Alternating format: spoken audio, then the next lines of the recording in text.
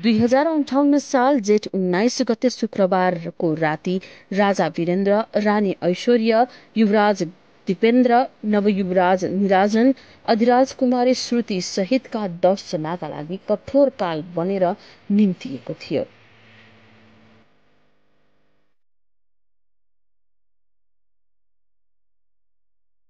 घटनामा राजा वीरेन्द्रका कान्छा भाइ धीरेन्द्र शाह, राजपरिवारका सदस्यहरू शान्ति, श्रद्धा, जयन्ती र श्रद्धाका पति कुमार खड्ग विक्रम शाहलाई गोली हानेर मारिएको थियो। राजा वीरेन्द्रको वंशनाश गर्ने गरी मचाइएको दरबार हत्याकाण्डको 19 वर्ष पूरा भएको छ। 19 वर्षको यस अवधिमा अनेकन व्यक्ति सत्तामा पुगे, तर राजा वीरेन्द्रको परिवारको मूल नष्ट गर्ने गरी मचाइएको हत्याकाण्डको चित्त बुझ्दो कारण अहिलेसम्म पनि जनताले पाएका छैनन्।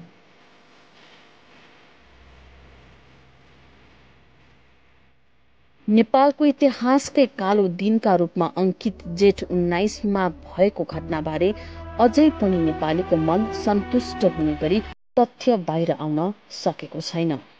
हुन त राजा वीरेन्द्रका सहोदर भाइ ज्ञानेन्द्र स्वयं हत्याकाण्डपछि राजा बने, तर मानिसलाई पत्यार लाग्ने गरी उनले पनि घटनाको छानबिन गराउन सकेनन्। सर्वोच्च अदालतका तत्कालीन प्रधान न्यायाधीश केशव प्रसाद उपाध्यायको नेतृत्वमा सभामुख तारानाथ राणाभाट सदस्य रहेको उच्च स्तरीय छानबिन समितिले प्रेम वियोगमा परेका युवराज दीपेन्द्रबाट हत्याकाण्ड मचाइएको प्रतिवेदन त दियो, तर उक्त प्रतिवेदनलाई अहिलेसम्म पनि मानिसले पत्याउन सकेका छैनन्।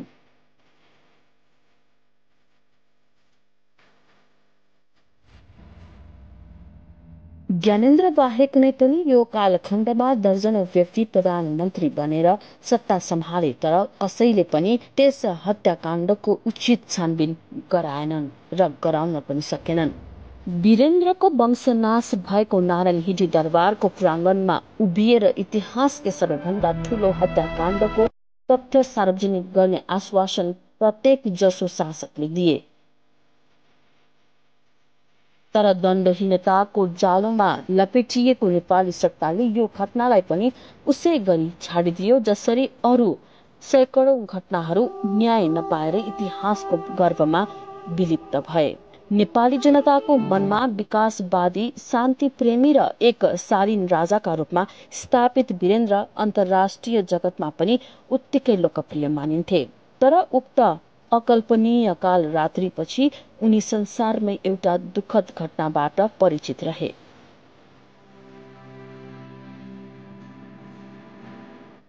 संसारमै विरलै हुने यस्ता वंशनाशका हत्याकाण्डका खबरले 19 वर्ष अगाडिको त्यो दिन संसार नै स्तब्ध बनेको थियो। त्यो दिन सम्झदा भदौरे झरी सरी बलिन्द्र आँसुधाराले आफ्ना प्रिय राजाको विदाई गर्नेहरूको भिड कसरी सम्हालियो होला भन्ने लाग्छ। परिस्थिति सम्हाल्न सुही काण्डमा परेर गम्भीर भएका अचेत अवस्थाका युवराज दीपेन्द्रलाई नयाँ राजा घोषणा गर्नु परेको थियो। तत्कालीन रूपमा प्रवाह गराइएको सूचनामा हत्याकाण्ड दीपेन्द्रले नै घटाएको भन्ने थियो, तर युवा वर्गमा निकै लोकप्रिय छवि बनाएका दीपेन्द्रमाथि लगाइएको त्यो आरोप सत्य मान्ने पक्षमा नेपाली जनता थिएन। उनीहरूमा ठूलै षड्यन्त्रबाट दरबार हत्याकाण्ड मचाइएको आशंका थियो।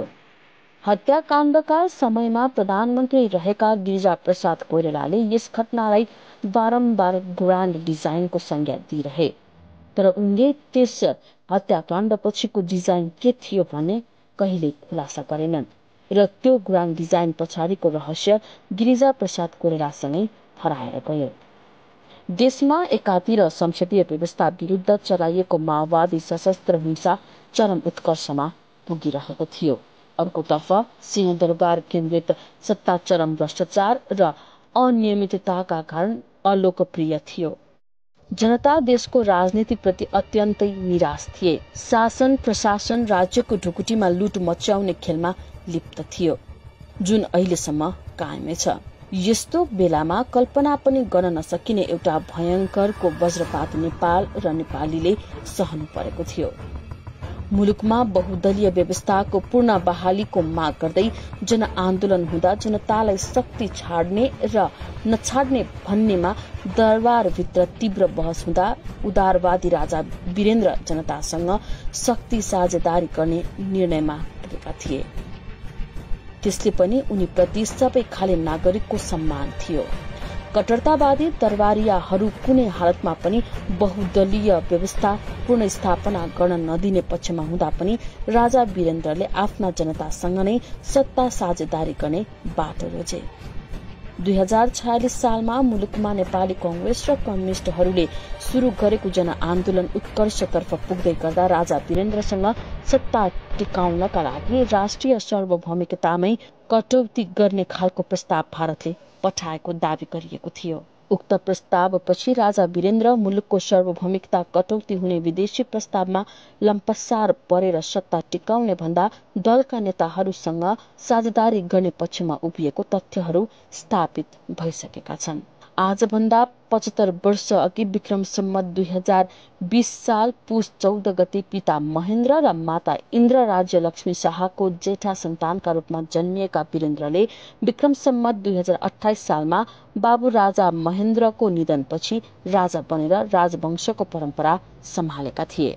राजा नेतृत्वको पञ्चायती व्यवस्थाको 18 वर्ष सक्रिय शासन गरेका उनी 2058 सालको त्रासदीपूर्ण हत्याकाण्ड अगाडिसम्म 12 वर्ष संवैधानिक राजाका रूपमा रहेका थिए। सक्रिय शासन सम्हाल्दा भन्दा पनि संवैधानिक हैसियतमा रहँदा उनको लोकप्रियता बढी चुलिएको थियो। दलका नेताहरूले चलाएको शासनले जनतामा निराशा छाइरहँदा पनि उनले संविधानको कुशल अभिभावकको भूमिका निर्वाह गरिरहे। निहित स्वार्थका लागि केही दरबारियाले सत्ताका लागि उक्साएर विवादमा तान्न खोजे पनि उनले त्यसलाई लत्याउँदै आएको उनीसँग लामो उठबस गरेका तत्कालीन शासक प्रशासकहरू बताउँछन्। रहस्यमय उक्त हत्याकाण्डसँगै नेपाली माटोबाट राजतन्त्रको जरो हल्लियो। संसदीय प्रजातन्त्रमाथिको प्रहार झन तीव्र बन्यो। प्रजातन्त्र र राजतन्त्रको साझेदारी संवैधानिक राजतन्त्र नै नेपालका लागि उपयुक्त बाटो हो भन्ने बीपी कोइरालाको विचार पनि त्यो हत्याकाण्डसँगै कमजोर बन्यो। जनताका प्रतिनिधिले शासन र राजाले राज्य गर्ने भन्ने सम्झौता पनि हत्याकाण्डले चूर्ण बनाइदियो। वीरेन्द्रको वंशनाशपछि राजवंश सम्हाल्न आएका उनकै भाइ ज्ञानेन्द्रले दाइको स्थानमा नबस्ने भन्दै आफ्ना पिता महेन्द्रको सक्रिय शासनको बाटो पछ्याए। यस्तै राजतन्त्र र दलहरूको दूरी बढायो। मौकाको ताकमा रहेको माओवादी अनेकन षड्यन्त्रको सिद्धान्त प्रयोग गर्दै परम्परागत राज्य सत्तालाई कमजोर बनाउन सफल पनि भयो। नेपालमा प्रजातन्त्र र संवैधानिक राजतन्त्र रहेको हेर्न नचाहने देशी विदेशीहरूको गठजोडबाट अन्ततः नेपालबाट राजतन्त्रले नै बिदा पायो। विपरीत ध्रुवका विचार बोकेका कांग्रेस र कम्युनिष्टका बीच मेल भयो। मुलुकमा परम्परागत संसदीय प्रजातन्त्रको स्थापना वर्णसंकर व्यवस्थाको गाड थपियो। मुलुकमा गणतन्त्र त स्थापित भयो, तर यस तन्त्रको जग नेपाली भूमि भन्दा बाहिर रहँदा वर्तमान शासकहरूका लागि दिल्ली र बेजिङको खुला हस्तक्षेप हुँदै गएको छ।